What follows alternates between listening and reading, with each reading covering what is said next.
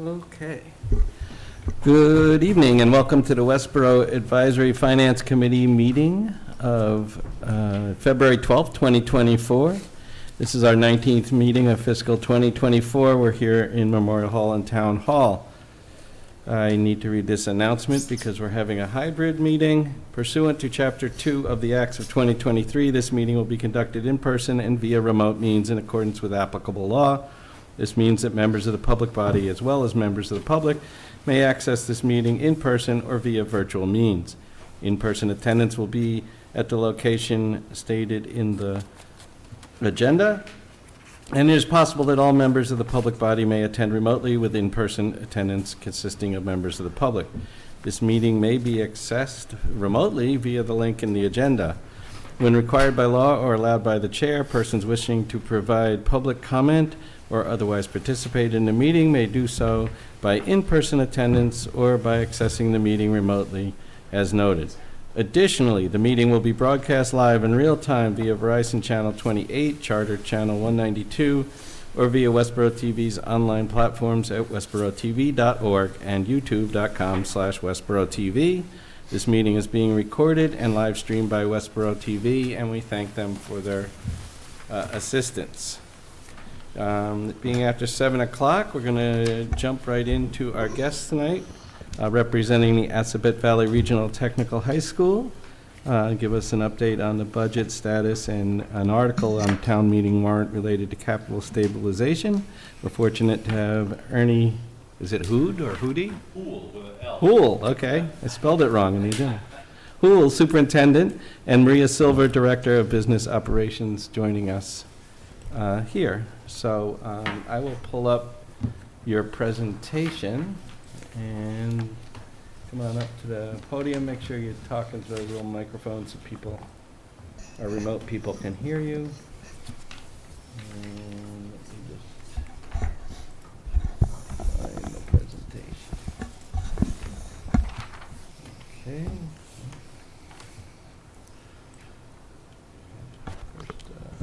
Test, test. Everybody hear me okay? Yes. Excellent. Let me know when you're ready. All right. Share screen. Just got to share this. There we go. Share.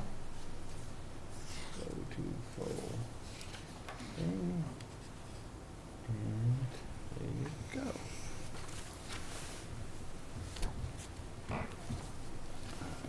Okay. So that's your first play. You just got to let me know when you want to change. Sure. So I'll just get quickly started. So once again, good evening. It's a pleasure for us to make our annual visit to all of you to present our FY25 budget, as well as an article that we're presenting on a stabilization fund creation. My name is Ernest Hool. I'm the Superintendent Director at Assabet. With me, I have my Director of Business Operations, Maria Silva, and your Westborough colleague and resident, Paul George, should be joining us shortly. He's the second longest serving school committee member for Assabet, and he's done an outstanding job advocating for the students of Westborough at Assabet. Just quickly, fast facts. So we're celebrating our 50th year this year at Assabet. We've had some year-long activities. If you get a chance to stop by the school and take a look at, we have a time capsule that's set up. We have one of the original groundbreaking shovels that's on display, as well as a bunch of other memorabilia from the 50 years that we've been in operation. As I mentioned, our FY25 budget and the stabilization fund. This is the first year, we've talked about this over the past several years, in which we have a full class of freshmen that are completely all in-district students, no out-of-district students. So when we talk about the assessment to our member communities increasing, it's directly related to the increasing amount of in-district students and our decreasing reliance on out-of-district tuition to decrease those membership assessments. So that'll help tell the story of what's happening this year. Continuation on last year and probably moving on to next year. So for Westborough, you have This FY25 budget is based on the 67 students that are enrolled as of October 1 of this year, 2023. All of our foundation enrollment is based on October 1 of the previous to the budget year. That's an increase of 9 students over FY24, the current year of 10/1/22. The assessment was originally estimated at $1,250,849, but because of the additional 9 students, it's increased $100,217. So the new assessment is $1,351,066, and it's a 6.6 operating share. We'll get into the slides, and I'll show you exactly where that is. You see us all. I see you all looking to say, where is he? So I just wanted to give you a quick little overview, fast facts. If you want to go ahead and change the slide.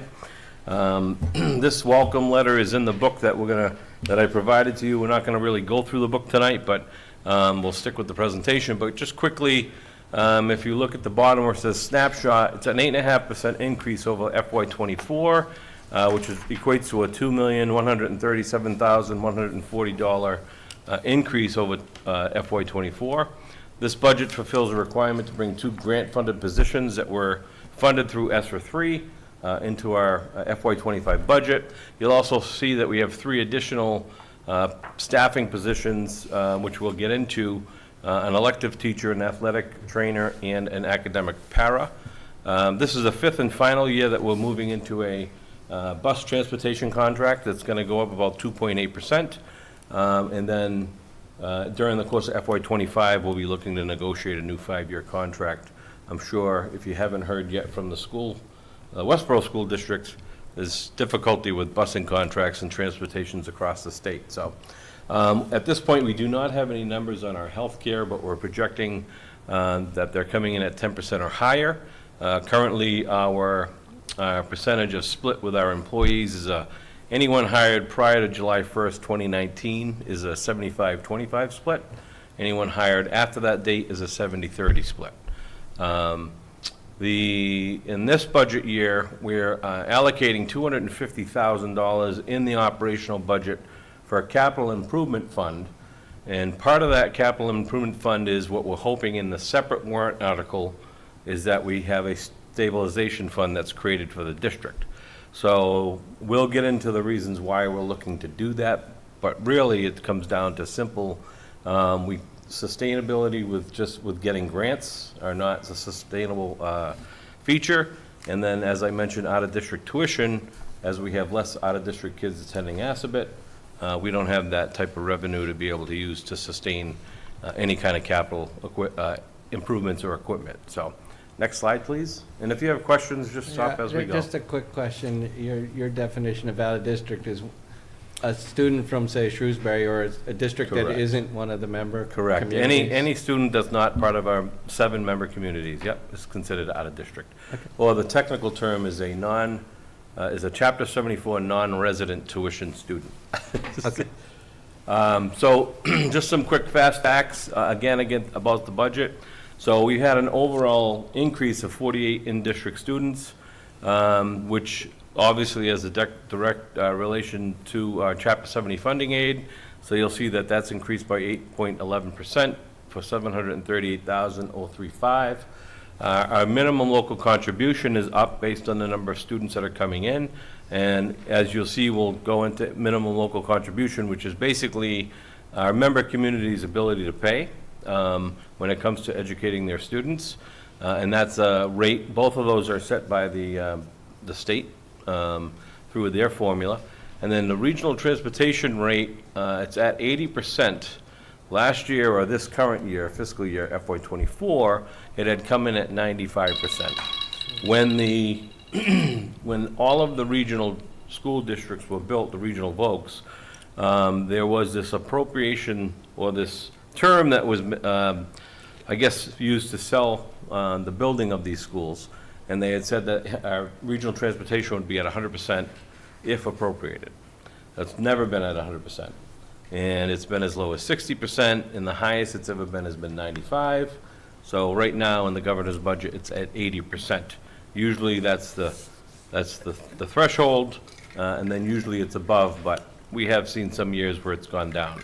So that's the overall increase for FY '25 is the 1.88547 for some of the revenue that we're seeking. That again, when we talk about net school spending, Assabet tends to stay right around the 1, 2, or 3% above net school spending.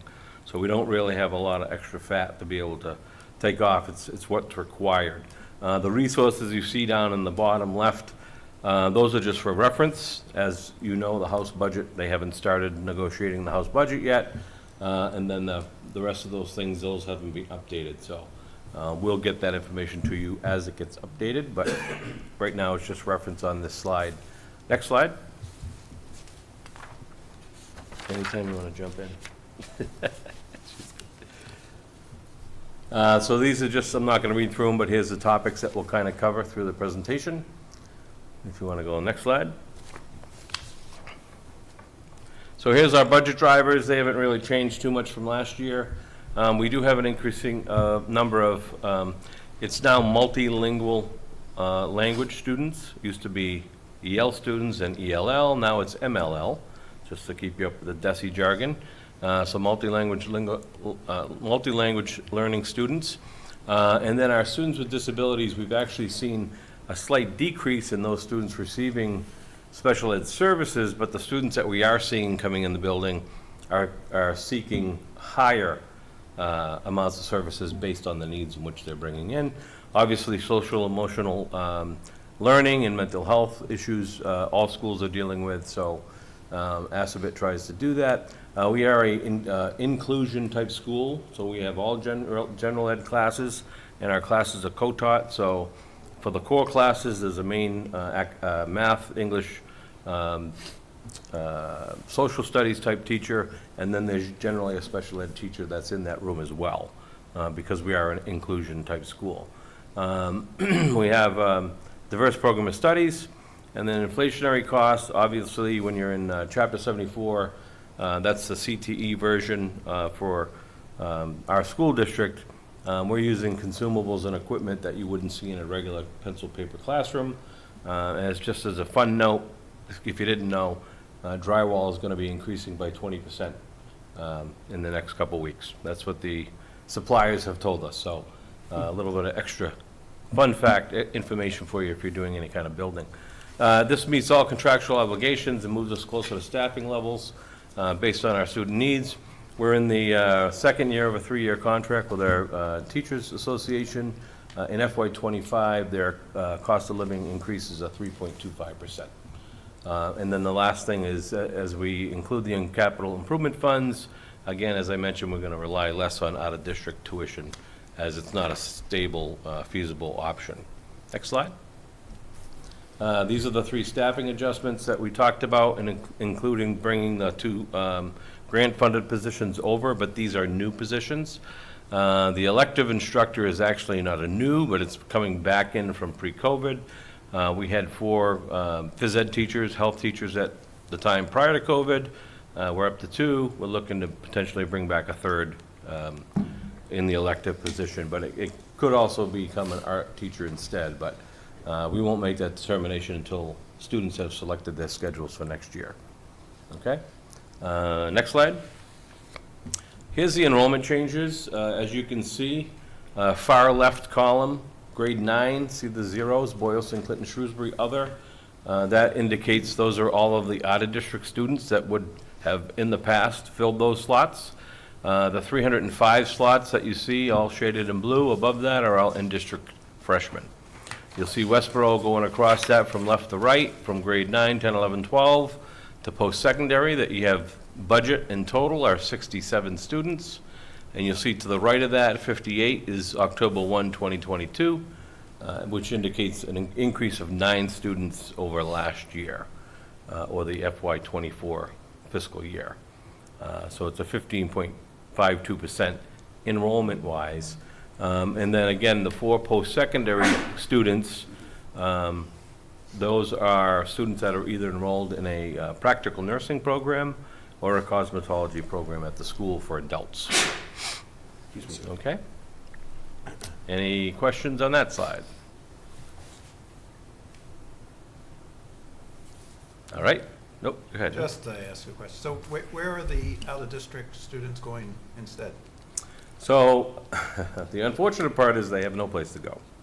And what's happened is the sending towns, by regulations, we're supposed to be offering seats to our in-district community students. If they fit the criteria, they have to have first dibs at the seat. If we then are not oversubscribed, we can then backfill any vacant seats to our out-of-district communities. When I started at Assabet in 2015, we'd only get about 165 applications from in-district students. And the remainder of those applications came from out-of-district students. So we were always about 100 students that were out-of-district each year. We did a little bit of different branding and some promotion of what we have to offer. I think you've seen in the news and across the nation, right, that you don't always have to go get a college education to be successful, but it is an option that folks look at. I think folks had seen that they can also work and go and get a college education or an advanced degree if they want to work and do it part-time. So I think the world of career and technical education, or vocational education, as I knew it growing up, has kind of cleaned up its image, or people have taken a different look at what can be offered through that. At Assabet, we no longer just say that we're looking to get kids out and employed in the workforce, that we're providing options for them to go into the workforce, go into college, into the military, start their own business. Because college is not a career path, right? It's a stepping stone to a career path. So, and the other thing is with those students as well, in district and out, a lot of the technical programs that we offer, biotechnology, health technology, computer programming and web, even automotive, they require advanced degrees. So, if you looked under a car lately, right, you can't climb in the engine compartment anymore.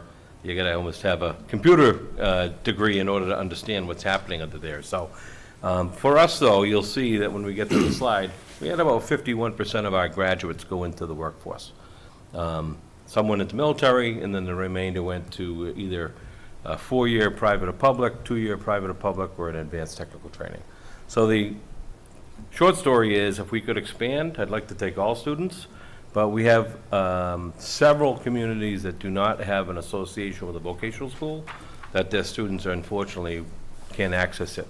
The one thing that we are doing to try and rectify that is we're offering what they call Career Technical Initiative grants that we've received, basically to have the school open at night.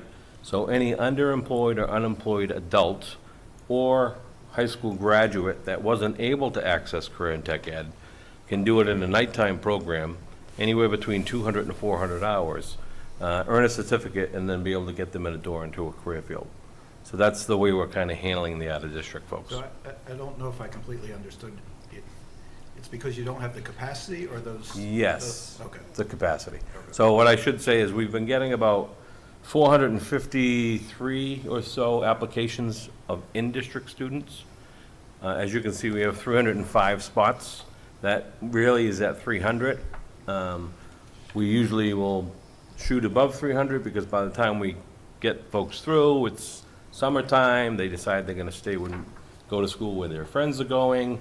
We get down to about a 300 number, 302, 305.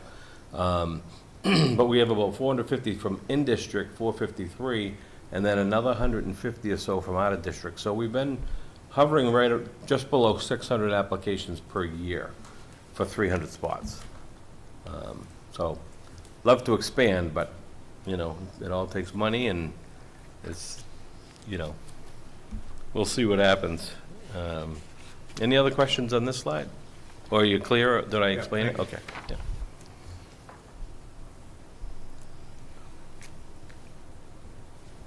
So this is just a breakdown. In the regional agreement, it talks about Assabet's method, and we use the statutory method of assessment. I'm not going to read that to you, but basically you can see that we use Mass General Law 70, Section 6, which is basically the minimum local contribution. There's a portion of the regional net school spending that's defined by Mass General Law, Section 2. And then there are additional share costs for the member communities, transportation capital, project debt service, and other capital costs and expenditures. And we'll get into, I can actually break that down when we see it on the next couple slides. So that's our method. This just explains what minimum local contribution is, known as the aggregate wealth method. Basically is based on your town's ability to pay, based on property wealth, local income wealth, what you have from businesses that are in the community, so on and so forth. And again, this is a formula that's created by the state. And it probably would wrap around this room if we put it on an Excel spreadsheet. Minimum local contribution, the governor's numbers come out in January 25th, 24. That link is probably, if you were to hover on it, it's probably live. But obviously, this is the first step. We still have to get through the House budget and the Senate, and then committee, and then, of course, the governor finally signing the budget off come June and July. Next slide.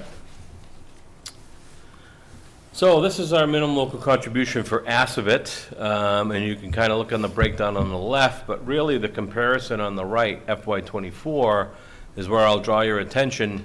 As you can see, our enrollment went up on that first line, 48 students, a 4.94% increase to 1,019. That's of in-district students. Our foundation budget, it's showing you how much it went up. These are some numbers that were based off that first slide we looked at, the fast facts.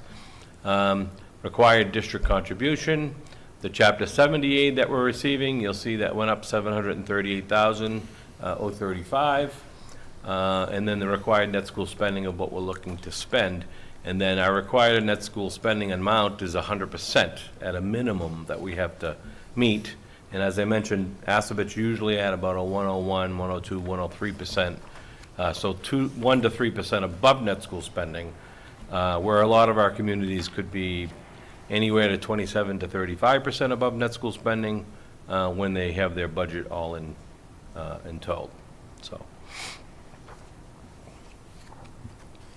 I'm not sure I know what net school spending is. So net school spending is basically what the state is saying that we or communities have to spend in order to educate the students at Assabet.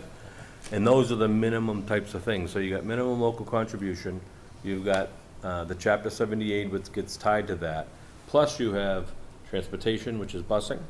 You have any kind of capital costs. You have the OPEB debt. And then we have the capital debt assessment and the capital improvement funds, which you'll see in a slide coming up, of the things that are required that communities have to pay. Now, you can have above that, right? You could have additional things, but if the towns wanted to say, hey, we only want to do what net school spending is, and basically it's the things I shared with you, we get to the next slide, there's nothing to really cut from the budget from what we're presenting tonight. So there's no, I guess, fat to the budget that we have.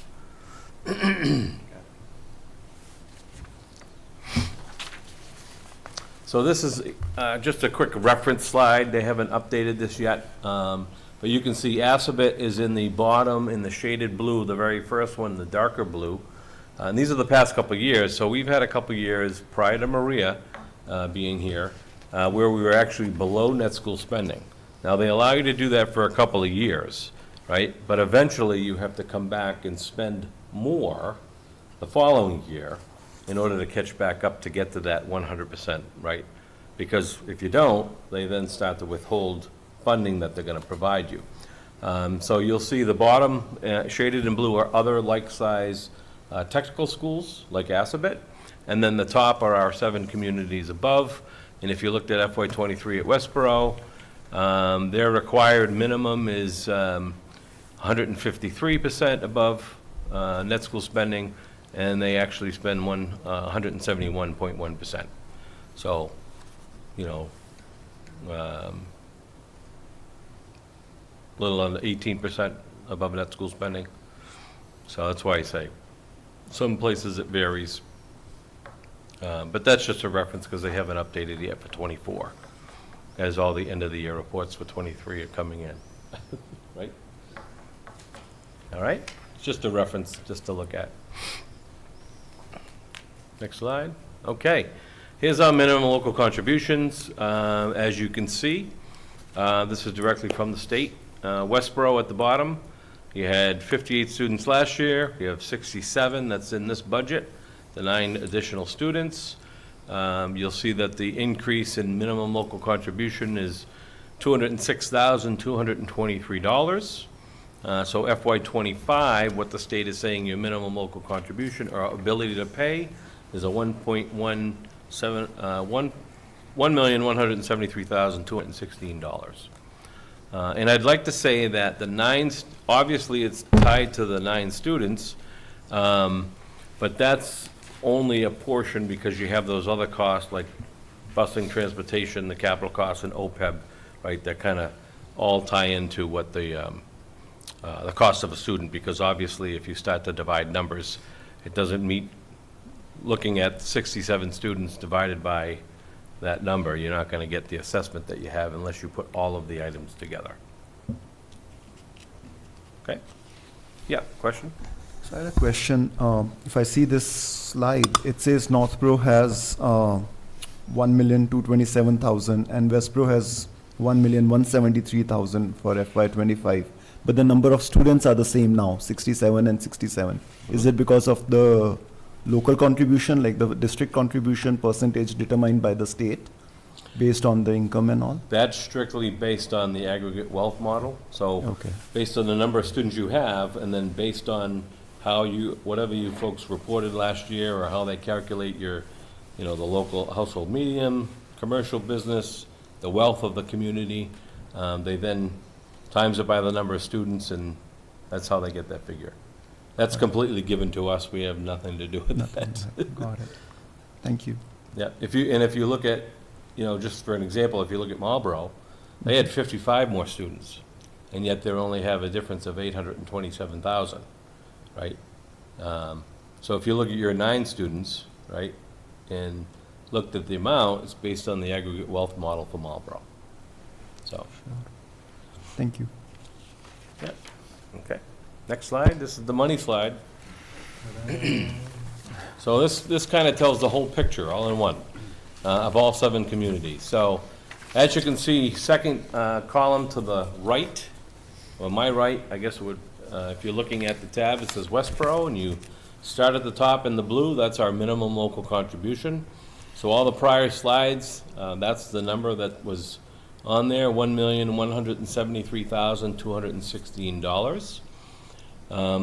That's again, the aggregate wealth model. And then the above minimum assessment required, the items that I mentioned, that's the net busing, the OPEB trust fund, a capital improvement fund, and also the long-term debt. We just separated out because most of our communities know that when they voted the renovation project, they know they're looking at that number separate. Some communities handle it all in the same warrant article. Some communities break it out. We have kept the tradition and kind of kept it broken out here. So you'll see that for the net busing in the yellow shaded area under Westborough, we had that regional transportation amount of $760,000 and some change, but our contract is 1.2 and some change, right? So the difference is that $583,296 you see far right. So Westborough's share of that, if you go to the very bottom of the column, because of the 67 students you have, your operational share of this FY25 budget is 6.6%. So all of the totals that you'll see in the column for Westborough are based on that 6.6%. So out of the additional busing costs, at $583,296, Westborough's responsibility is $38,352. For the OPEB trust fund, last year we were at $50,000. We increased that to $75,000 this year. 2 years ago, we were at $35,000 and had been at $35,000 for a number of years. Obviously, we'll never meet our $21 million commitment when it comes to OPEB if we're only putting away $35,000. So we upped it to $75,000. Westborough's share of that is $4,931. The capital improvement fund that I mentioned is something new to the budget in which we're allocating $250,000, and that's the $16,438 Westborough share of that. And then the long-term debt service payment, that is the building renovation project that completed in 2016. I do have another slide that gets into this a little bit deeper, but Westborough's portion of that is $118,129. That's a debt service schedule that will get you through to 2042. It's a fixed percentage, which we'll get into in the next couple slides. That is not the 6.6%. That's actually a 3-year rolling average at the time the project was voted, and that will remain for the life of the bond that we have. And that pretty much decreases $55,000 each year, and that decrease is spread amongst our 7 communities. If I go just, so your total assessment is that $1,351,066, and that's for FY25. Okay? If you look below that, you've got the 62, the top number is the 62 students that are secondary, high school population. There's 4 in the post-secondary, and then there is 1 that's listed as school choice, and that's indicates your 67 students. Now, the school choice student, Assabet itself does not participate in school choice. We have that out-of-district tuition student that I mentioned. But school choice basically happens that if you had a student that's requiring services through, say, DCF, and ends up getting placed at a different, in a different community, they are then probably placed in the technical school that's in that community, and it could be anywhere in the state. So basically, that's what that school choice number is. There's 1 student that originally was residing in Westborough. When these October 1 numbers came out, we then found out that the student was placed in a different vocational school, so they're listed on the rolls as a school choice student. Okay? So that's the 67 students total for the budget. Okay? Questions? I mean, they're very... We have 2 people remote too, so I just want to remind them to chime in if they, yeah. if they do. I'm either very thorough or I've got you stumped this year. Next slide. So capital debt assessment, again, this is talking about our long-term debt assessment. FY25, it's principal and interest. Again, we borrowed $27 million in FY16. It was actually a $29 million price tag. The district took upon itself the extra $2 million. I'm happy to report that we paid that. That was through a ban. That ban got paid off in December. That was not something that was assessed to the towns anyway, but that ban has been taken care of. And then as you see, there's a $1.1 million principal payment, and then interest of $657,875, which was for a total of $1,757,875, and it's due on July 1st and January 1st of 2025. And every year, like I said, it decreases by $55,000. And if you go to the next slide, there's a nice debt schedule, actually debt assessment breakdown. So you'll see down at the bottom, Westborough's percentage is a 6.72 for the life of the debt schedule. So through 2042, your payment is based on 6.72% of the overall total.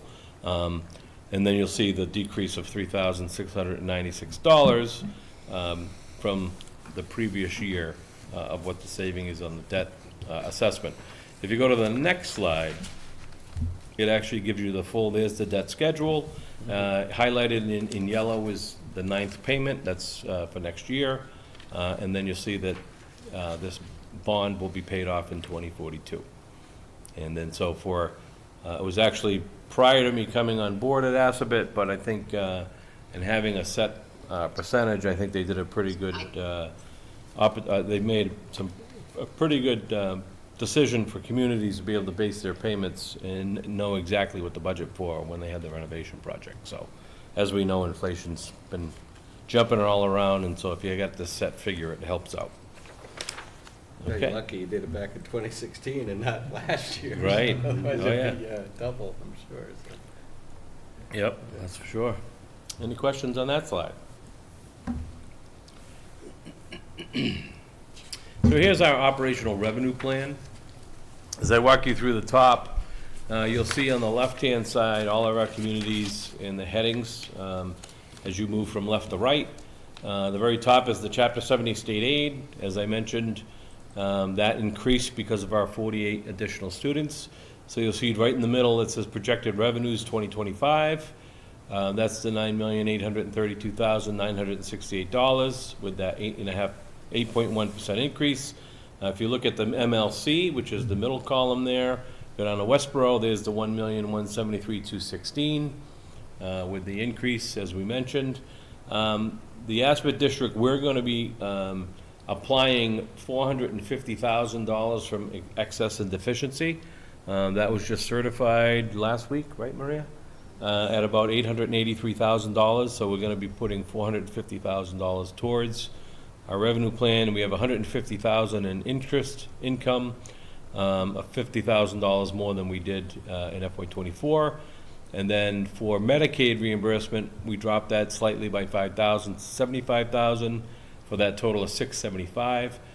The one thing with the Medicaid reimbursement, that's all based on the students that are potentially in the district. Again, is not a sustainable number to look at and doesn't always stay current, but it really is based on what type of services we can actually bill out for Medicaid to be reimbursed back to us.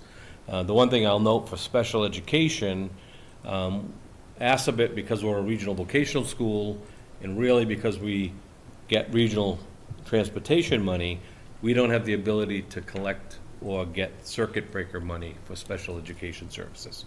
So just one of the differences of being a regional voc school. And then you'll see regional school transportation, where we've got that decrease, $760,950.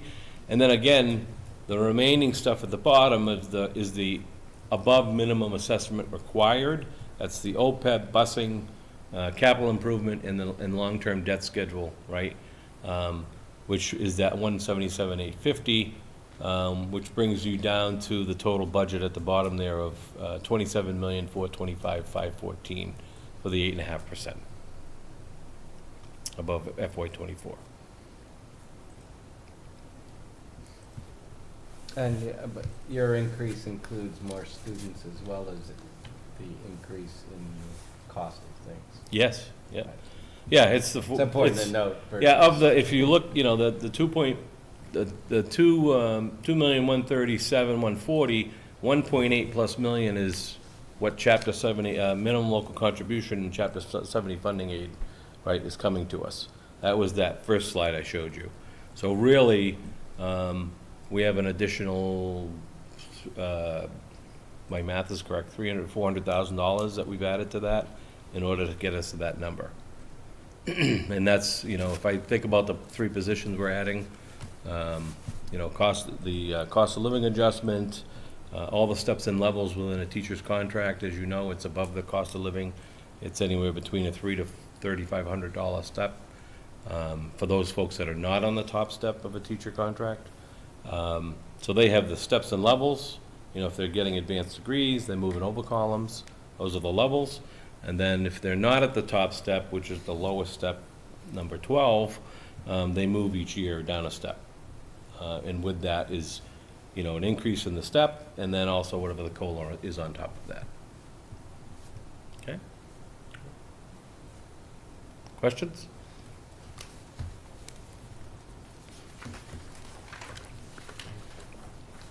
Next slide. We get a couple more slides if you want to get through those. Just seeing if Beth or Jane have any questions. Andrew, questions? You looked like you were about to. Just the ones, I'm waiting till the end, I think. Thank you. Okay. That's all. Let's keep going. Hold your fire.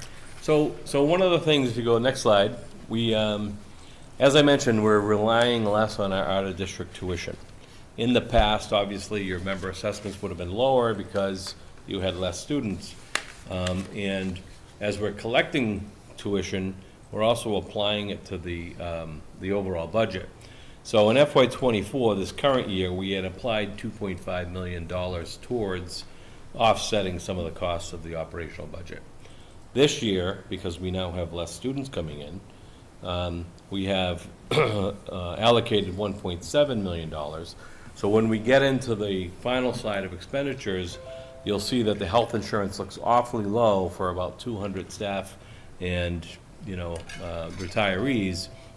It's because we're allocating 1.5 million of out-of-district tuition towards the health insurance of the operational budget, and then 200,000 from out-of-district at a 1.7. We've decreased it by 800,000 because as the years progress, right, and less students coming in, we're not collecting that revenue anymore. You're going to kind of see that continue in FY26. In FY27, we think by FY28 is where we'll be level, where you're going to see very little, if any, out-of-district tuition offsetting member assessments.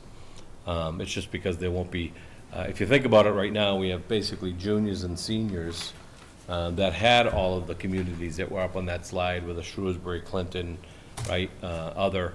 And as those folks kind of move on and graduate, it's going to be all become member communities. So we did allocate 1.7 in this budget for FY25. And if you want to go to the next slide, it might tell the story a little bit better with the expenditures by function. You can see the largest categories here is the 2000 series, which is instruction. That's got the three positions and the 2 grant-funded positions. It's also got all of the increases in COLA and supplies, in steps and levels. And then the second one is the operation and maintenance in the 4000 series. You'll see that's had quite a large increase. We've got an outdated phone system. If you're unaware, the state has basically said that if you dial 911 from a facility, it should be able to tell you exactly what room you're calling from within that facility. We have an analog slice, hybrid system, I guess you'd call it, phone system. So our folks are basically have been used to, if they call, they have to give their exact location over the phone, or they're using some cell phones if they have service. You'll see under the insurance, those numbers are quite low. So that's where the 1.5 million is being applied to in the 2 insurance categories, active employees and retirees. Let's see, I'm trying to think if there's anything else. Yes, question. Could you just go back to the operation and maintenance again? So, Mhm. so out of the 25% increase, Mhm. or $500,000, so sums the phone system, is the $250,000 capital allocation, is that part of it as well?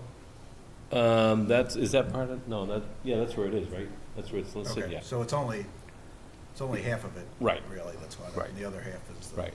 So part of that is you have the phone system, plus with a vocational school, right? The equipment has to be updated, and usually if you're talking about a piece of equipment, I'll use the example of a computer numeric or a CNC plasma cutting table with a downdraft. That's about $40,000. Luckily, Aspet was able to get some Perkins money, additional Perkins money we weren't expecting through the Department of Ed, and that'll be funded through the Perkins funding. We've been very fortunate, again, as I mentioned at the beginning of the presentation, that we've earned and been able to get some workforce skills grants. Those grants started with Governor Deval Patrick, his administration, had carried through with Governor Baker, and now through with Governor Healy. And Aspet's been pretty fortunate. We've probably received about $6 million in grant funding for all of the capital equipment in the school to be able to do a number of programs. In addition, that CTI initiative that I mentioned, the Career Tech Initiative for underemployed or unemployed adults, that's probably brought in another $1.5 million. But part of the thing is when you get these types of grants, they want you to run your school longer. So we start at 7 in the morning, right, school opens, and it doesn't close until 10 at night. So you've got electricity costs, and you've got, right, staffing costs and things of that nature. So it's great to get the equipment and stuff, and it's all updated, but they want to make sure that you're making it available to all community folks. So we do that, and then we also offer some summer programs as well as an exploratory. So again, the grants are great, but there's no concrete pledge to have them there, right? They're allocated by the year. If the state has a bad economic downturn, it could be gone in a heartbeat. So, so part of the capital improvement, which we'll talk about, we're, it's in the budget. So if the stabilization fund for some reason doesn't get passed, the capital improvement fund is still in the budget, so that way on a yearly basis, we would then just have to be able to spend it at the end of each fiscal year. If the stabilization fund is approved, what we're hoping to do is earmark that money, it'll get put away and it'll be able to carry over from year to year, just like you folks have here in Westborough. And it's for larger capital improvement projects, something that's got at least 10 years worth of service, usually over $25,000, but we can talk when we get to the stabilization conversation. Any other questions on this slide at all, or? Yeah, I guess I have two questions. One is, so since you're describing taking out-of-district student money and applying it to certain areas, does that mean, one, that you can charge a town that's not in the district more than it costs to educate that student, so that you cover the cost of the education plus there's left over to do something else? That would be with? great if we could do that, wouldn't it? Or No, are you unfortunately. just sort of earmarking money came from this town? No, that's so, not in yeah, the- so usually what happens is, so every year, in the spring, the DESI commissioner, Jeffrey Riley, will set a, out-of-district tuition rate and what we could charge. The district in the past had always relied on the previous year, so that way we wouldn't have to wait till that rate to come out, and we could let our out-of-district communities know what it is. The problem is, we're the ones taking the hit on that funding. So now we wait, and when it goes out, it's 18,000 and some change right now. But generally what happens is, it does not include any kind of busing. They have to provide that for their students, and they set it up, and it's all on their dime. In addition, any special education type services, we look at those services and we will bill them an a la carte menu of services above and beyond that tuition rate. Again, there's no ownership in the district, there's no ownership in the building, and they don't have any preferences to getting in for the district. So it's an additional cost, not necessarily cheaper than being in the district, but depending upon how many students you have, right? Some towns it's a lot cheaper because they have a larger quantity of students. Some towns that have less, it might be cheaper for them to be out of district, but again, they don't have the preference piece or the additional costs that are given to them. So if that money comes in, then why is it available as a number for like these other Yeah. things if it's not already being? Yeah, so out-of-district tuition, if you think of it like school choice for Westborough, you basically have you have a teacher with a certain number of seats, say it's 20 seats, and you only got 15 seats, right? You still have to have that one teacher in front of those 15 kids, but if you now have 5 additional seats available, you can backfill those 5 seats with out-of-district kids. So in your budget, you're already paying for that teacher, and the cost to run that class, there's additional, right, costs that you're basically backfilling to see. Some schools have done it with choice money, right, which is only $5,500 to $6,000, which at that point I would think that my member communities would be very upset that we're educating folks at $6,000 and you're paying potentially, $18,000, $19,000, $20,000. So it's additional money. Out-of-district tuition has the ability to roll over from year to year. But in our regional agreement, it talks about offsetting assessments to our member communities, and this is the means in which we do it. Keep going. That was like a softball for me, thank you. It was? Good, I was just trying to understand. Yeah, that's good. Next slide. So our stabilization fund, if you want to go to the next slide, real quick. So as we're looking at the long-term stability of the district, obviously, without having out-of-district funds coming in, the history, right, of Assabet has been in 2016 or 2013, actually, when the renovation project was approved.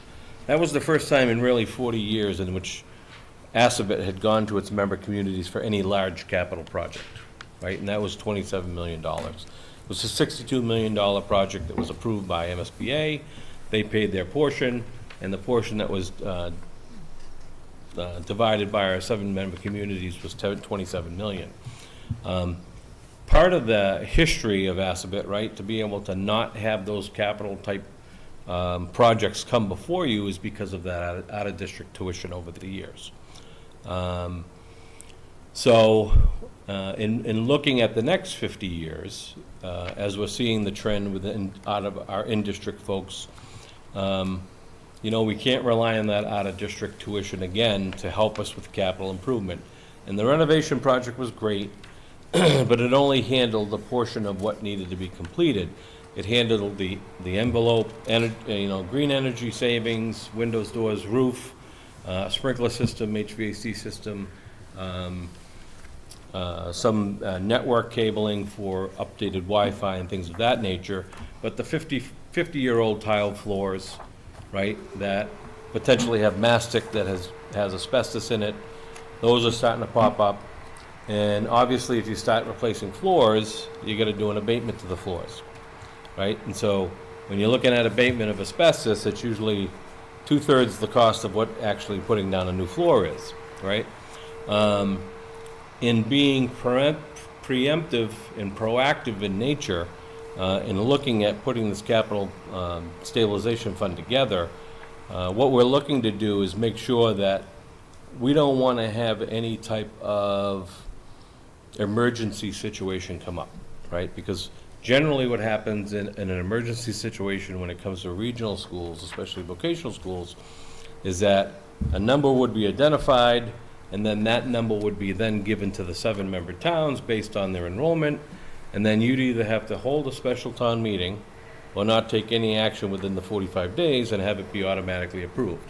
But either way, the bill comes back to you. What we're trying to do is we're trying to avoid that. So I think the plan would be, so on January 9th, the school committee, this was presented to them. We had legal provide us with the language. There was 2 options. There was a more vanilla version that was very kind of blank. And I said, I think we'd get a lot of questions if we used the vanilla version, so we gave you this one.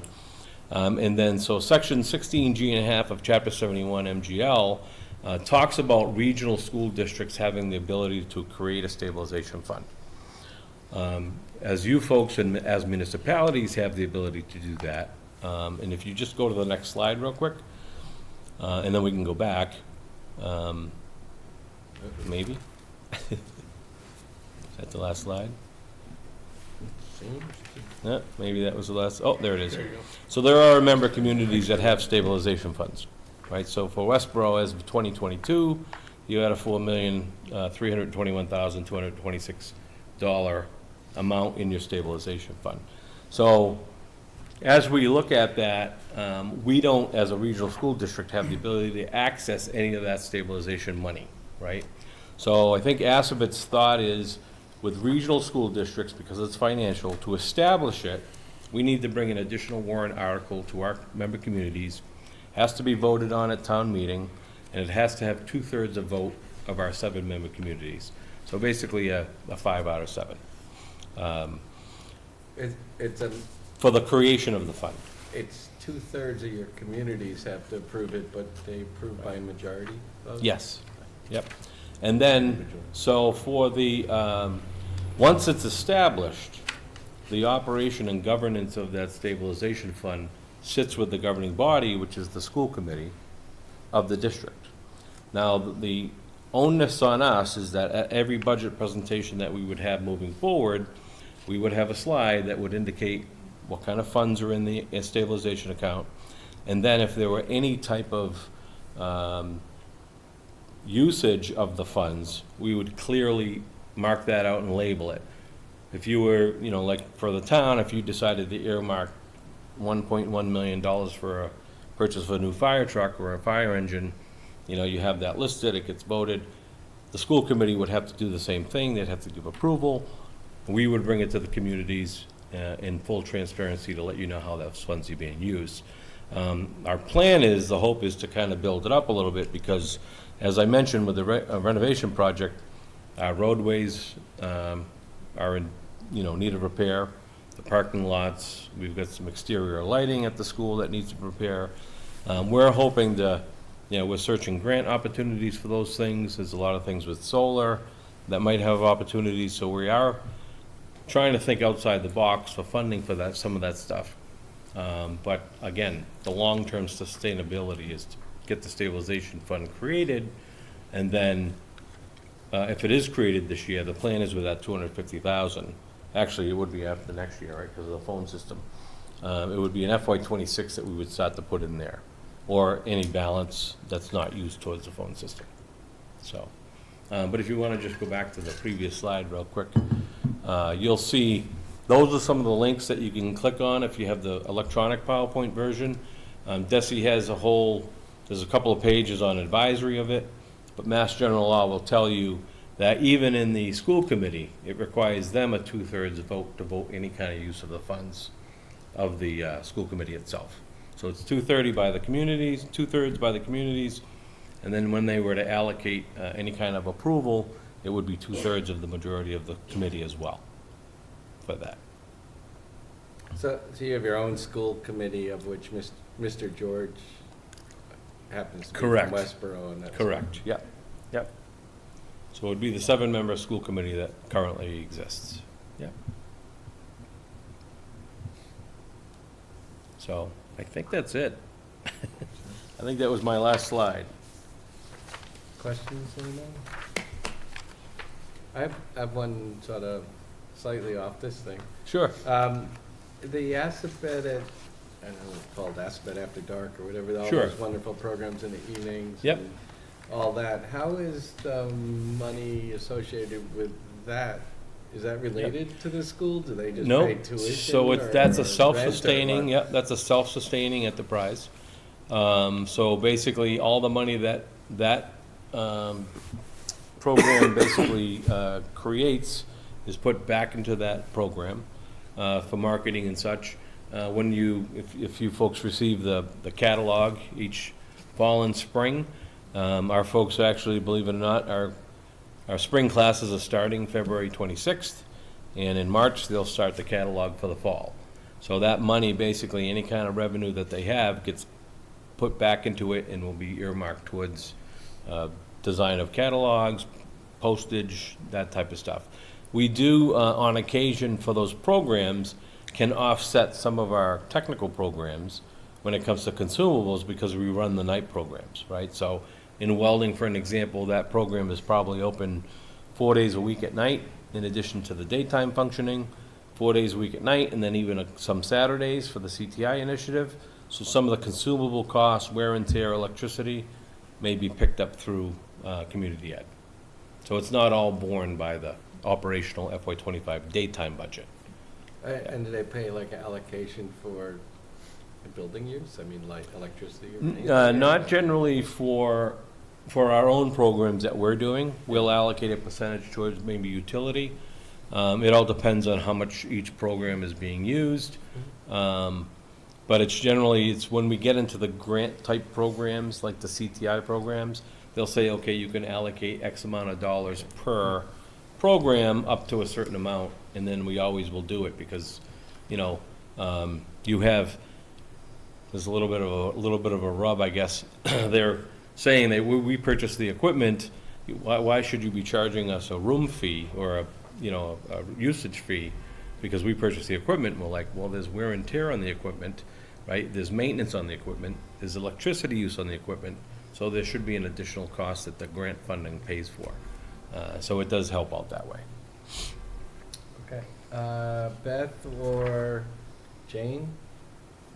Any questions? Stop sharing this and we can see them actually. No questions. No questions. No questions for me. Andrew's got some. Andrew? Thank you. I noticed in the student profile section, you actually break out, I think, 3, maybe co-op is one of those as well, but that's a very small number, but 3 sort of categories of students, as the special ed, economically disadvantaged, and limited English proficiency. So Andrew is on page 37 in the Oh, and budget. FY25 budget book. Sorry, you folks at home don't have this. But yeah. Technically 31 through 37, because I have Okay. a sweeping question. Westborough is Yes, a 37, it is. though, right? It is. Okay. So yeah, so what happens is, so again, when you look at these numbers, if you look at your total number of students, this is strictly, if you look at the top left, it's grades 9 through 12, right? So this would not have your school choice student or your post-secondary students. So that's why it says 62 students. So I wanted to make sure that there's no confusion, like, why are we getting assessed 67 and there's only 62? Hey, Paul.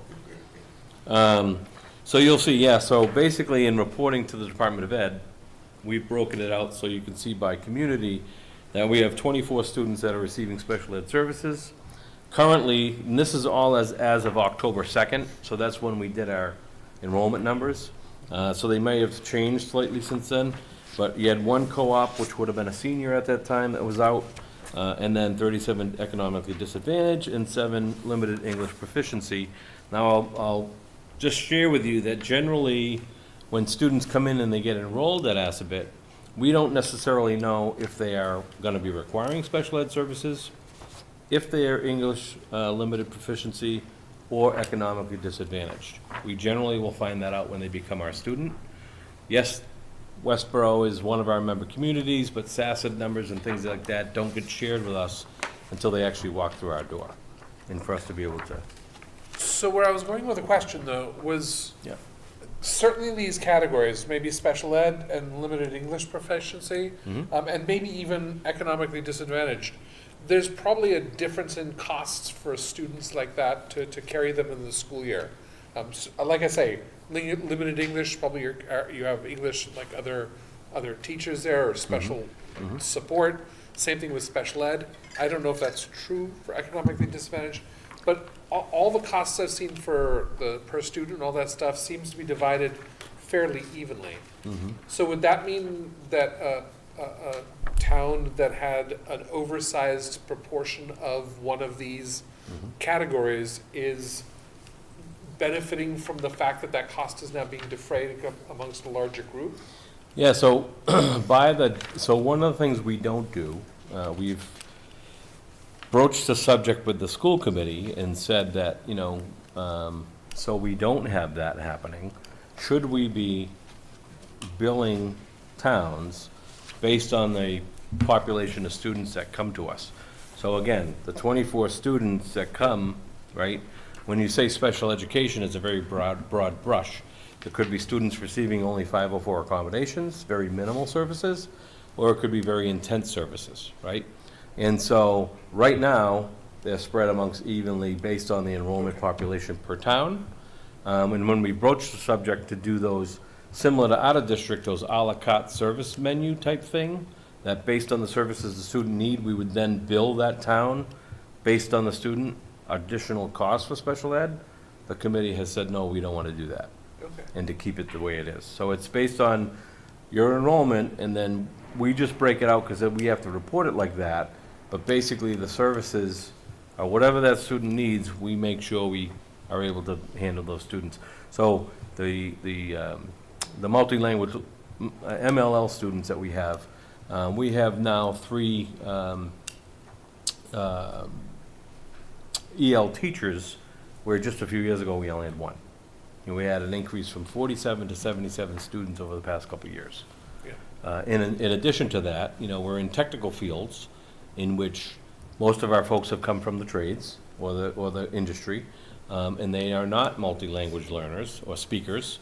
So we've ended up buying them translators that are AI, which is a technology device cost, but they're able to use that to be able to communicate with the student in any language that's coming in. So a lot of our students are Portuguese from either Hudson or Marlborough, but that's an additional, again, that cost is handled if you look at the limited English proficiency. And for the students that are economically disadvantaged, is there a cost difference to support them?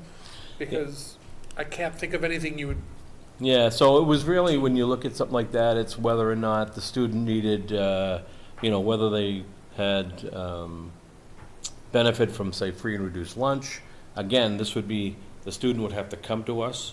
The student may have been identified, let's say if it was in your town, a lot of things families don't realize. They know we're an extension of Westborough, right, because the town of Westborough is a community. They just assume that that would follow them going into high school. Because it's a whole new district, they would have to apply for, free and reduced lunch. Now, obviously, there's universal school lunch, so no kids pay. So that's actually kind of broken down the barriers, so students don't feel like embarrassed by having to access that. When it comes to other features, such as in your book, in the very last page, you'll see there's some technical program costs.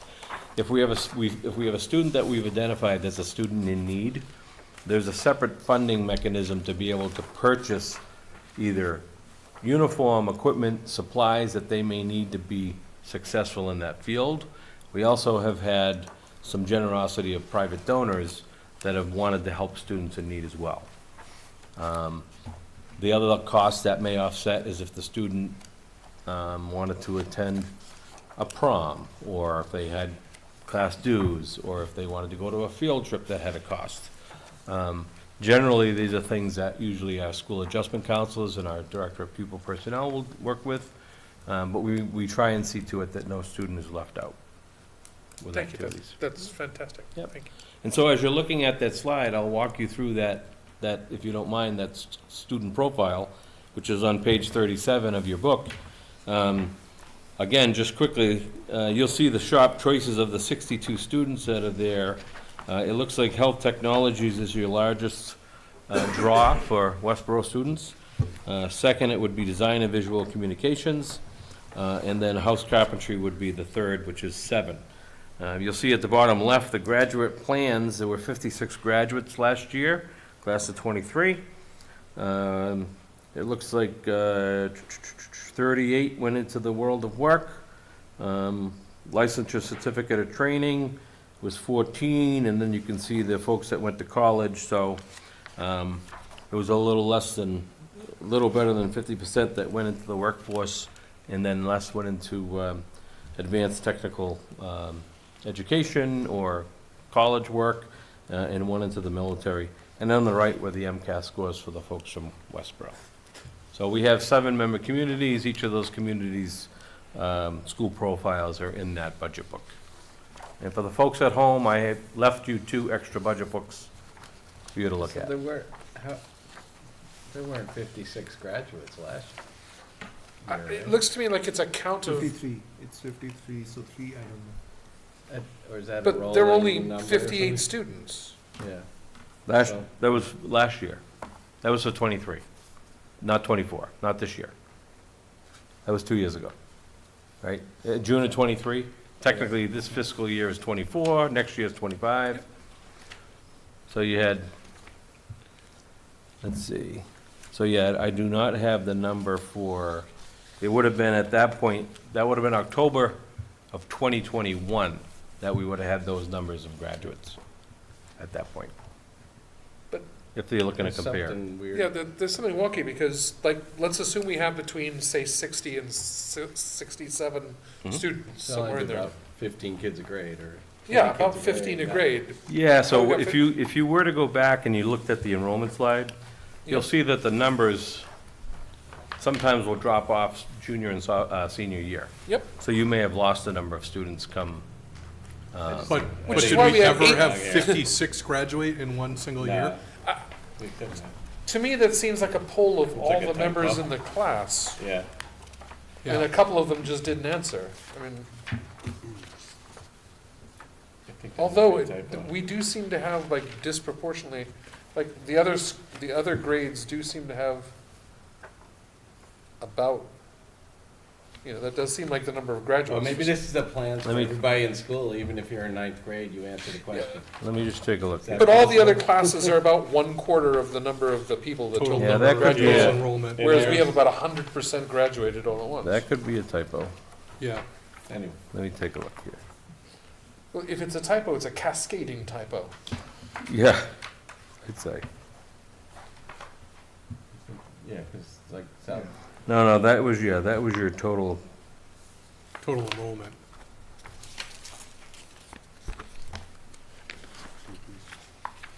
Interesting nonetheless. Yeah, that's not correct. All right, well, I think, good to look at. So I just want to check in one more thing, because I think you said something very interesting, but Sure. I don't know that it could be overstated, or it should be more stated or something. Thanks for checking. However you speak, say that. So what you said was a reason for having the capital stabilization fund, or Mhm. what picked up my ears as a very good reason to have a vote for that, was the assessment is in there anyway, let's say that 250K. Yep. But if we have a stabilization fund, you're able to better, over the long term, make plans, use that funds more, save up a few years and do something over here. Much larger, yep. Versus having to expend it in Each the year. year because Yep. it's in the budget. Absolutely. Because that what resonated me with why do we want to do this? Right. And it's, the assessment's in there anyway, but that gives an option, basically for having a little bit of reserve to make plans. Right. Yep. Exactly right. Just want to make sure. That was- I apologize, I'm sure you went over it, but It's okay. I missed why it's 250. Is that the maximum? No, set? By so- I no. mean, could the 7-member school committee choose any number to set? Yeah, I mean, we have some, so when we looked at it and looked at other regional schools that have that fund that's already existing, Yeah, the starting amount was about 250. okay, Some communities will have it at 500,000. There are other regional school districts in which it's part of the regional agreement that the capital improvement piece is actually a whole separate assessment, and it's like either 5 or 10% of the overall budget. Yep. So in that instance, if it's 10%, right, and they have a $25 million budget, well, every year, there's a separate capital assessment of 2.5 million, right? So obviously, they're making leaps and bounds. We're not, we know that, again, every year we come before you, thankful for the continued support from the residents of Westborough.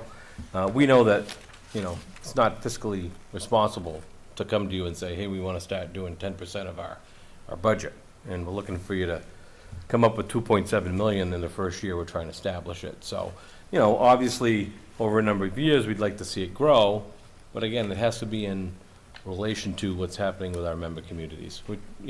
We as much as we like to, and we know we have to operate our district, we also have to be mindful that we can't be, hurting our member communities as well. And anytime we have an ability to give back, I know that we've done several community projects on the skill sets of our students.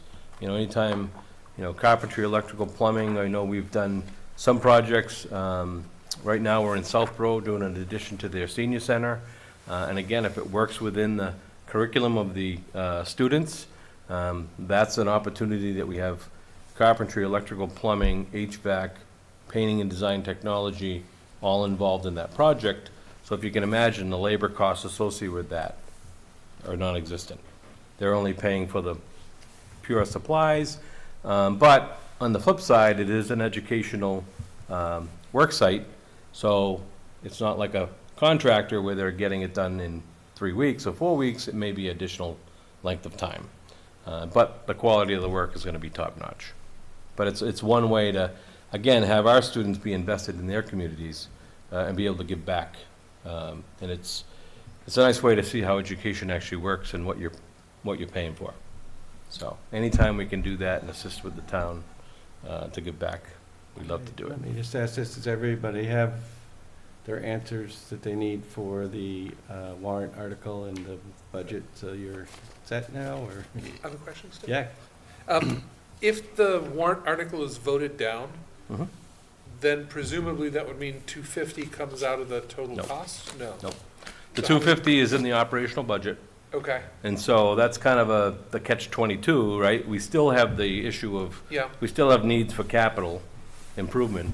So if the stabilization doesn't get approved, the 250 will still be in the operational. That's why we didn't tie a Okay. number Thank you. to that stabilization fund. That's what I was trying to emphasize, was you're Yeah. paying the money now, and your choice is, they have to use it this year, or if you have a stabilization fund, those funds can be spread out, used over years, Thank because you. you create a stabilization, which is something I didn't understand at all before tonight.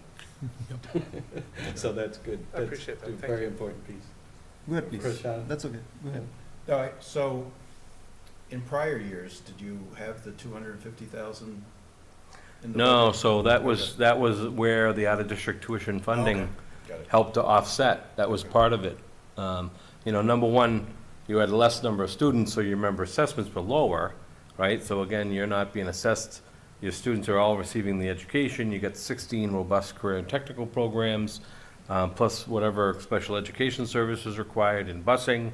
And then any additional funds from out-of-district tuition help to basically offset member assessments. And then any kind of capital, we either handle it through grants or through the out-of-district tuition funding. So, for example, we had a turf field that we put in a number of years back. It didn't cost our member communities anything. We did that with out-of-district tuition funds. Yeah. Prashant?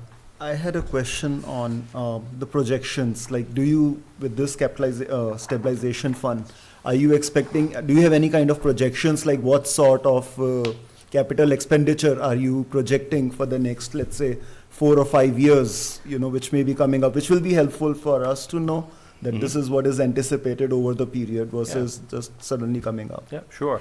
So I mentioned, and I had alluded to our parking lots and roadways. So we had some initial estimates that we had looked at prior to COVID, and that was about 900,000. And then, of course, after COVID, we had estimates again, and they were up about 1.3, 1.5 million. And so that's one of our major pushes that we're gonna need to look at.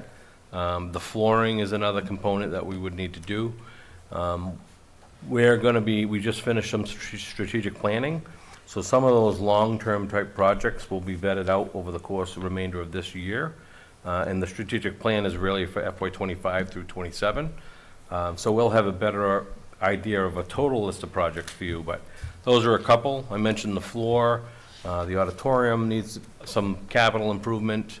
It's more of the phone system, a camera system, life safety type of things that we're looking at. Those will take the priority. There are some systems, if you can imagine, in a technical school, and you have a program that's running full bore, it's very loud. We have speaker systems in there, and even with when the shop running at a full bore, you know, trying to hear it over a speaker system is not gonna help us. So we need a communication system that has some type of a lighting system that will have a flashing either red, yellow, or green that will tell you based on what the emergency is, that's flashing, and then the signal, and then, you know, the ability to communicate that out to folks. So those are some of the things that look at, and of course, when you're trying to do something that's not of the norm, there's only so many programs that have technical schools like this, and then, you know, these systems are far and few between, but even the phone system, we've updated our Wi-Fi infrastructure and networking, and so we're looking at potential voice over IP, and even with that, that's been changing so quickly that trying to nail somebody down to get us and by the time we actually get something and get it paid for, it's gonna be obsolete by 3 years. So that's part of the downfall, right, is when you're doing your projections with technology, you're already potentially down. The nice thing is, we used to have an issue that both of our lines that would come in and serve the school came in from one street, from one side of the campus. So if anything happened on that one campus, our main line for like technology and the backup was coming in the same place. And so we had an issue couple years back where we had a week and a half where we had no like Wi-Fi because it was down. So when we were able to upgrade that was one of the last larger projects we did through out-of-district tuition. We had our main line come through on Fitchburg Street, which is the main street for Assabet, It came through on that one, we upgraded it so we have some bandwidth to extend. And then the backup line is still through Bolton Street side. So we are, again, as we look at projects, trying to hit the things that are more health and safety related first, and then, of course, long-term equipment replacement, things of that nature. Okay, I think we gotta call it a night here for that, for this topic, unless someone else has any other questions on this. Thank you very much. Mr. George, would you like to say hello anyway? You have to come up here though, because we're on television. Just a brief couple of minutes. Sorry I'm late. Unfortunately, I had a psychology clinic crash on me and I couldn't ignore him. One of the things that really drives me to stay on Could you the announce board your name, over the please? years. I'm sorry, just so we know, for the record, we know we, Paul George, 19 Robin Road. lovely to all see you right? again, Paul. One of the things that keeps me on the board, which has been over 30 years, is the fact that we've made so many improvements in the school over the years. It's like a different school than it was when I first started on the committee. But one of the things that I find really satisfying is we generally have about a 33% special needs population, all right, coming into the school. They're not 33% leaving the school. All right, we managed to convert, what, about 50%, Ernie? Yeah. About 15% of the kids have real special needs that really need whatever they need to get through life. But another 15% are really special needs either because behavioral problems or they're not interested in what they were learning in school. And we managed to change that. We give them a drive that takes them into life that actually allows them to be productive citizens. And that's really pretty interesting when you consider that our kids coming out of school, out of high school, have the quality, the ability to make $30 an hour, which will sustain them even if they chose to do nothing else except the thing that they learned in school. But I think that giving them a project to do, having them do something concrete where they actually accomplish something, gives them a sense, in general, the entire population, gives them a sense that they can actually do something real. And that drives them into doing other things, whether it be the military, whether it be going on to secondary education, whether going into their career. And we follow them for years to find out how they're doing and how well they're doing. And it's really gratifying to find that many of the kids that came to us as kids are teachers in the school, all right? Our principal is a perfect example, all right? He's been with the school. He's always been in school. He's been in Assabet forever, all right? So I think that's one of the things that keeps me going. But what's really been a plus and a minus is the fact that we've gotten more popular because people have realized that vocational education today is not vocational education of what it was 25 years ago. I mean, we're teaching, advanced biology. We have kids coming out to get a job as a technician in Cambridge in one of the gene manufacturing companies. What used to be visual arts, it turns out to be computer design and website design. So there's a whole bunch of things they can do that actually come out as very productive out of high school. And I think that makes a really big difference. But the problem is that with that, we lose some of the free money we were getting as out-of-district tuition was coming in. So the stabilization fund helps offset some of that because there's a lot of stuff that goes on that you have to make a plan to do. There's something that I usually tell teachers, and sometimes it gets Ernie a little crazy. There's nothing we can't do in 3 budget cycles, all right? I mean, if you know it's coming and you know what to do with it, you can spread it out and make it work. But that's 3 years. It's actually 4 years because it takes you a year to figure out what you need to do for the budget. With a stabilization fund, once you got to a point where it was a reasonable amount of money, you could then make a choice as to how you want to spend it most strategically when it's important. So I think in that case, it makes a lot of sense. But I appreciate the support that we've gotten from Westborough between the selectmen and the finance committee and the people of Westborough. I mean, it's never a big issue to get through town meeting when it comes to Assabet's education piece. To address your point about special needs, The population from Westborough is relatively minor. The population from Hudson and Marlborough really do fund most of the special need because their populations are much bigger, all right? Plus, we have a pretty good school system between kindergarten and middle school. By the time they get to high school, you know, they're usually in pretty good shape. But unfortunately, or fortunately, we provide a level of service that I don't think a lot of other high schools do. And for that, we're proud of it. But unfortunately, there is an additional expense to deal with these students, all right? But I do appreciate the support that we get in general, you know, and it's gratifying. And it's not a fight, which makes it easier for me. All right, so thanks a lot, guys. Okay, thank you very Thanks, much. Paul. And, Thank you. Okay, very good. Good night. Good night. Thank you very much. Nice meeting you, Maria. Cheers. Have a good night. Thanks very much. Anytime you want to tour, you want to visit? Okay, well, we made the mistake of not inviting you last year, I think, and we ended up regretting it. So we wanted to make sure we got you on the calendar this I year. think we had some back and forth, and then it never was able to materialize because of the town meeting, right? Yeah, Are we still on for the, is it March 16th this year? 23rd, I think, I'll say it's the 20s. 2020? Week after St. Patty's, okay. 23rd. 23rd. 23rd. Thank you. Voice in the sky. 23rd. That's the moderator. There you go. Okay, Have a good night. Thank you. thanks. Good night. All right, is anybody not ready to vote on the stabilization fund? I would suggest we vote on the budgets as part of voting on the budgets, but don't hear any objections.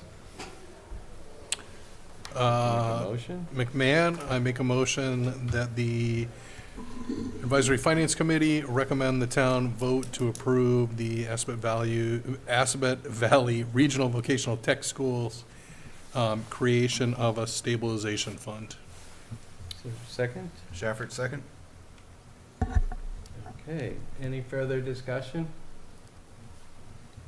Let's vote. Push on. Ahuja, yes. Lundberg, yes. Bradley, yes? Oh, Brant's not here. So- Clap, yeah. Dolan, yes. I don't know that. Leslie, yes. McMahon, yes. Shafford, yes. Okay, so we have 8-0-0 with 8 present on that one. Thank you. Okay, very good. Next thing I wanted to do was I had a conversation with, because there's nobody here for public comment. I had a conversation with Deb Ledoux over the weekend. She was actually working on Sunday. So, we talked a bit about the budget for the elections and town meeting, and I was able to get a little more detail. So I'm going to go through that now. My hope is that maybe this is sufficient. Otherwise, she is willing to come Thursday. I'm trying to reduce some of the need on her time because they are quite busy down there. So in terms of the elections, as we talked about before, fiscal '25 would hold 3 elections and 2 town meetings. In September, there's a state primary. In November, the presidential election, and then there'll be a March of 2025 local election. Some of the questions we had related to how much things got paid and things like that, people got paid. All the poll workers get $15 an hour, which is I guess the current minimum wage. The clerk herself gets a stipend that we saw in that budget. However, the assistant clerk and the admin would get paid. And for example, a Saturday town meeting is at time and a half for staff. And it's not unusual to go about 14 hours at town meeting if them getting in, say 8 o'clock or 7 o'clock and then leaving whenever we leave for that. So we got a little bit derailed because we started trying to calculate why the $42,000 came out of the the meetings that were, the early voting and how many hours, because it just doesn't really add up. The numbers don't add up there. So I can tell you where some of this does come from. So the early voting she had listed in her thing being about 138 hours. And you kind of need about 4 people for that, times the 15, that's about $8,200 of that 40-something thousand. Each election will come out to be about $10K of that money. For instance, this is the first presidential election that we have 6 precincts in town instead of 5. Much to the point John was making about trying to go back and look at comparisons before and after there were allowed early voting. So there are 6 precincts. You have about 6 to 8 per precinct. They're there about 14 hours, blah, blah, blah. Comes out to about $8,800. From my math, this isn't her math. I just took sort of some of the stuff she told me about. In addition, once the election's over, they have to tabulate the results. And that takes 2 workers plus a warden and clerk per precinct, another few hours. It's about another $1,000. So that gets you to about your $10,000 for each of those 2 of the bigger ones. I didn't bother with the little one. The point with the vote by mail is the postcards are actually sent by the state. There are over 13,000 registered voters in Westborough. So the state sends out a postcard, and the original one says you can sign up for the, at least this year, you could have signed up for the March presidential primary that's coming up, or the March town election, the September primary again, or the presidential election. The clerk's office received about 2,500 of those 13,500 cards back. Unfortunately, that's not it for the state. They're not done yet. After sometime this summer, they'll send another card about the next election, and they'll send a 3rd card for the final election. So when these cards come in, they have to be processed. This is done by a mix of the clerk staff, a couple of volunteers, turns out, some people working on senior tax write-off, and when necessary, again, paid people. They have to process those cards, record, send out the material, and then eventually send out those ballots and then receive them back in and process the ballots. So that's part of the additional, that's why that adds to the complexity beyond the early voting. So there will be early voting at both the state primary and the presidential election as part of this budget, and that is part of the stuff we talked about before. So how did she calculate this stuff exactly? It was mostly, since she's somewhat new, they're looking at what we've spent and how many of these things they had in the last couple of years. I think they actually try to run this very close, and I think she ends up spending a huge amount of time doing a lot of this processing. So she can come in and answer more questions. There isn't some exact spreadsheet of exact numbers, because these are all sort of based on about how much we would do.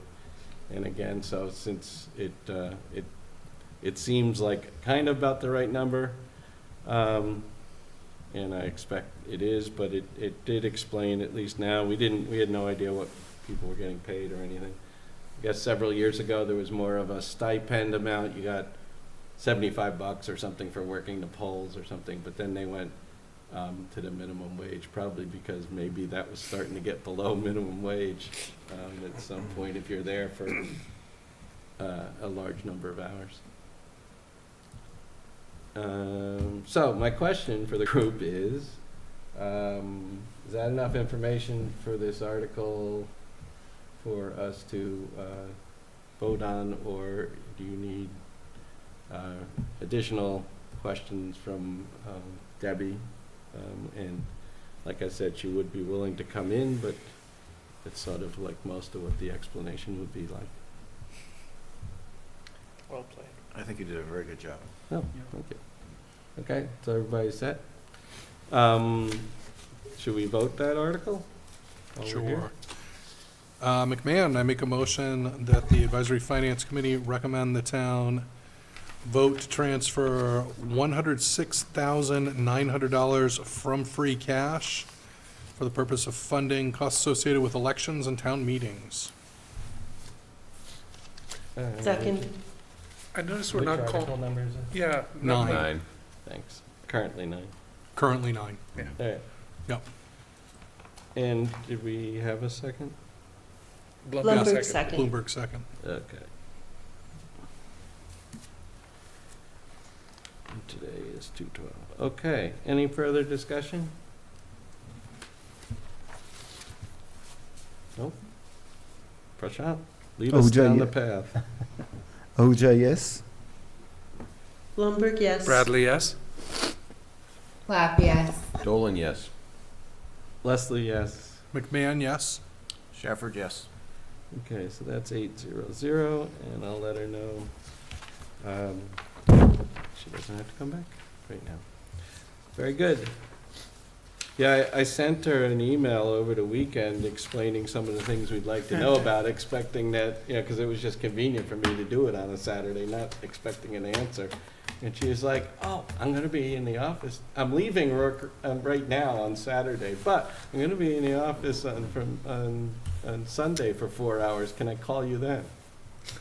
Yes, of course you can, but it's like, wow, okay. Good way to make the point you're busy. All right. It's, let's see if I have anything else I need to do. I don't. Let's see, we have scheduled a couple other people since we last talked. Sounds like we're gonna have. We have not successfully scheduled Amber. She had a conflict on that date, so I'll give her a couple other dates to try. Just saw a note from Jane on that. I'm trying to find my calendar, but not having much luck with that. Okay, the DPW, I think we said the 26th. We have library on the 22nd, I think.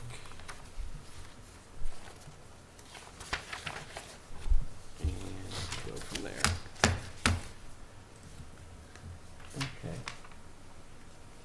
While I'm searching for stuff, were there anybody else who had something they wanted to report tonight?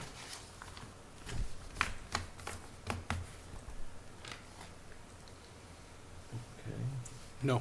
No, okay. Did the hazardous waste numbers get shared with the committee? I put it Yes. in the minutes, not the minutes, in the package of In information. the package? Okay. Oh, am I? Are there any questions? Let me. It's worth mentioning it in the meeting, so it makes it Yeah, into the minutes. Yeah, I just want to, here it is. I can pull it up. And then we can talk about it. I just have to get back to Zoom.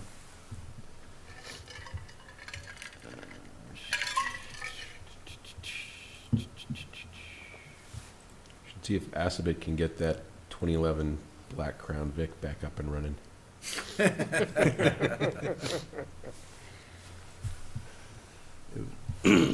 That work? Yeah, I don't think it changed much. It's pretty small. Okay. So, hazardous waste day in 2023, there were 2 different days and a total of 236 cars came Showed up. through. And I don't know whether that suffices for the question we had, or does anybody have additional? I think the only question I had last time was 2023, we had budgeted for around 15,000, And this time in the article, we are asking for 25,000. So is there any reason for the increase of 10,000 in the budget from 2023? Probably the If I- cost of disposal. So you're saying that the article itself was 15? the 15, previous year? yes. In the appropriation report that you had shared, the appropriation was 15,000.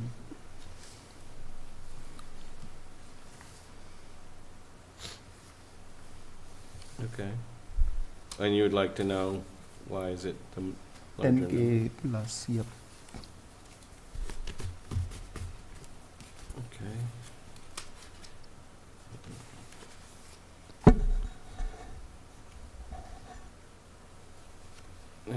I don't recall whether we had leftover monies from previous years in other articles or not on that, why it was 15 versus 25. So that is something we can ask. Are there any other questions? Because I want to get them all out now. I can't keep sending Beth back every loop. I guess the only other question was, we were talking about every other year, not realizing that we're doing it twice a year. Yeah, they have, yeah, well, I think we missed, again, this is from memory, but I believe Okay. we sort of missed something, so it depends what you count as the year too, because you gotta remember our fiscal years, you could say 2 in 2023, but one could have been in fiscal 2023 and one in fiscal 24 or whatever, I don't, it depends when they were, so. But I think they should be able to get us a little more information on that. Is there anything I else did we just need from the pull Board up of? last do we year's need- warrant. The actual request last year was 25, so it looks like they probably requested 25 and spent less. And so it might just be a question of what are we anticipating versus what actually came in. Right. So when you're saying the appropriation report, well, how did you Appropriation know that it was only, that there's 15,000 left, or there's 15? It says fiscal year 2023 article, BUH hazardous, and it says original appropriation is 14,850. And the revised budget is the same, and year-to-date expended is 10,524. Okay. And the appropriation. Are there any other Board of Health that we need them in for? Oh, or any of the, well, I guess that's not Board of Health. That's wetlands.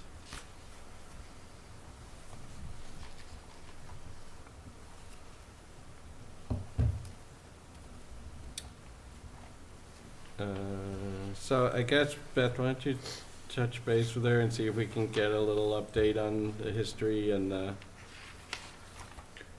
the spending and the plans? Okay, Yeah, to the Okay. statement, in 2022, the request was for 31,000. For 23, it was 25,000, so 25 seems in line. yeah, so I was gonna ask, where's the 13,000 number coming from The 14,000? that Prashant was having? So this is coming from the appropriation report, the one that was generated from the town, and I can re-forward that. That's, Yeah, because I'm The wondering year-to-date if that's budget for one of the report. 2 days. sorry. Sorry, Beth? I'm wondering if that's for one of the 2 days that they, collected hazardous waste. And that there's like missing information.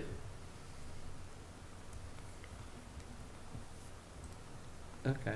Well, I think in sake I don't of, know. if they want to pass this article at town meeting, they're gonna have to have some amount of slide prepared of the past history Okay. and what the current plan is, so maybe we can get her to present to us briefly. I mean, Okay. I think it's a 10-minute visit or something, but, and she can do it remotely even.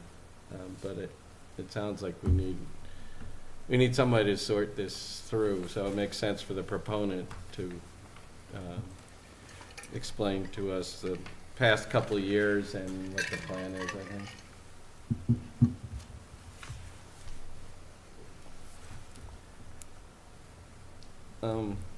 Okay, on the vehicles, I guess what Chris was saying is that only one of those cars is a DPW car, and so there are actually more cars in the fleet than that number we had read, because it currently isn't a combined full-town fleet. Right. And so Beth has gotten some information on the Board of Health vehicle, which seems to be a 13-year-old Crown Vic at this point. So that one, Which they're saying is not very usable. I can imagine. Yeah, from this, it sounds like it's in really great shape. Walter, can I clarify? So when we said they have 6, the DPW has 6 administrative vehicles, and this isn't 3 of theirs. This is, they happen to have 6 out of however many the town has, and that's why there are 3 up for replacement this year. Is that what you mean? Yeah, well, Chris responded to Rod's email with a question about it, and he did explain that while they are trying to at some point have that one big database of all vehicles in one spot, right now, that database would not have included the Board of Health one, and I don't remember what the other was, Conservation maybe? Yeah. It wouldn't have Community included the development. non-DPW One ones. was DPW. So one of, Right. One out One of thing, 6. our question spurred from there's 6 total and 3 are up for replacement, but if that 6 isn't representative it's- of the total, it's only one of those 6 is up for replacement, okay. Right. would be a Okay. fairer statement. And 2 other cars are, are up for replacement from different departments. We will be having Chris here, I think on the 26th of February, if my memory works, to go through some of that, so we get a little more detail. And so again, just so you know, the Board of Health is going to be back again next year with their other vehicle also being in the same condition or worse by then. Okay, and so that, yeah, if we go to that article in the capital section, we could see which departments it was, because it sounds like the Board of Health one is well justified. I suspect if we looked at Chris's oldest car, it was well justified. It was a question of 3. And then there's one other department, which I think might be conservation, so we should Right, figure out how to get information on, their vehicle. let's see, replacement, administrative vehicles, it's Public Works, Building Department, and Health Department. Okay, so, Building department. yeah, Building Department is Fred, I guess. Yep. So I don't know that we have a liaison for him other than me. I could be wrong.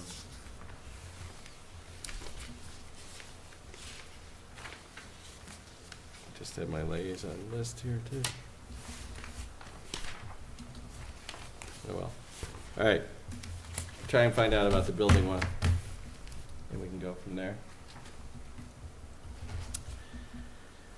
All right. All right. I am going to say that today, Thursday, we will have more time to do some more voting. We don't have a guest this Thursday, so I'm inclined to try and take a shot at going through the budget and seeing that we can't vote it, or at least vote some huge chunk of it, and then have a couple of questions on some of the other ones or something like that, and then make sure we can arrange for guests. And then we can cut through, there were some of the other ones we discussed the other night that I think we have the information sufficient. Okay, building, It's Andrew. Bottom. I don't know if we have a community development is an as needed. And I guess that's the same as building. So it is now. All right. I will try and find out about that car. In the meantime, we do have minutes to approve from February 5th. Five, yeah. I just saw the one. Yep, yeah, I actually received the ones from the 8th so we'll have those for next time. I didn't want to send them out last minute, because we got those over the weekend. And there was enough to go through with the school stuff, so, can I get a motion on the February 5th meeting? McMahon, I make a motion to approve the minutes from February 5th. Bradley, second? Okay, any corrections, changes, notes? They're getting more complicated, so I did check the actual votes that we took to be what I had recorded. Yep, so did I. So they were correct. But there's a lot of meat in those things now. I didn't see any issues. All right, Prashant, how about a vote? Ahuja, yes. Blumberg abstain. Bradley, yes? Clap, yes. Dolan, yes? Leslie, yes. McMahon, yes. Shafford, yes. Okay, so I'm going to say that is 7-0-1. 7-0-1 with Blumberg abstain. Very good. Okay, it being close to 9 o'clock, I think my brain is roasted. I have one Yep. general question. Go ahead. Do we have the ability to suggest how much is given back to the taxpayers of free cash? In other words, right now, there's a recommendation of, I forget, 450,000. Do we influence that? Do we recommend, is there a recommendation we make as part of the overall budget, or? Can check with Krista. I believe that's usually the town manager's recommendation. I'm not sure where it would actually show. It shows up on the budget sheets, but it's not, I think, in the so-called budget. It's really part of the calculation of how much the taxpayers pay. And I don't know, so I would have to ask. I have another one. Yeah? Question for you. How does town water and sewer get paid by the town? Does that show up in the budget, or does that just offset the costs for whatever, water, sewer, DPW? Did the town, say that, for instance, does the school pay for water and sewer? I believe so, but we can, I don't know where it shows up. I would think they would have to have like a utility Right. account. And I don't know the answer to that. somewhat related to that, if we do, how is the stormwater cost gonna be allocated to the town, and how should we be budgeting for it if it comes out of their budget? They did talk about that We- when we talked about I the know, stormwater. that it I would. don't remember the But details yeah, about how it's how counted. do you Yeah. budget it now if it's Yeah. gonna come next year?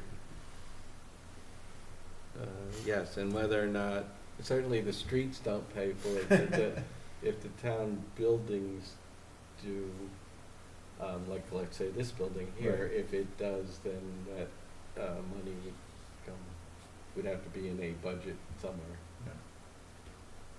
I don't remember, I think maybe at the time we talked about this, the first time, there was some discussion on what were exempted or not exempted. But since they've set their policy, I assume that's figured out by now. So I don't know if, it's a good question. I have to talk to Christie, I'll start with her, but that may be a Chris Payon question, since they're the ones who put together the proposal or consultant. Things I think about, it's Those are scary. We can go back Questions. and review, because they just did another Yeah, implementation meeting with the select board. Go back and take a look at that, because I know they talked about it, I just don't remember the I think they details. said that the Yeah. town buildings would not be exempt. But then Cor- how Yeah, do it's you- the how way do I you budget remember it for as well, yeah. All right, that's something to look into. Very good. Anybody, anything else? No? Yes? All right, how about a motion to adjourn? We can get out of here by 9. Shafford, motion to adjourn. Bradley, second? Ahuja, yes? Blumberg, yes. Bradley, yes. Clap, yes. Nolan, yes. Leslie, yes. McMahon, yes. Shafford, yes. We are adjourned. Thank you very much. Thank you, Westborough TV.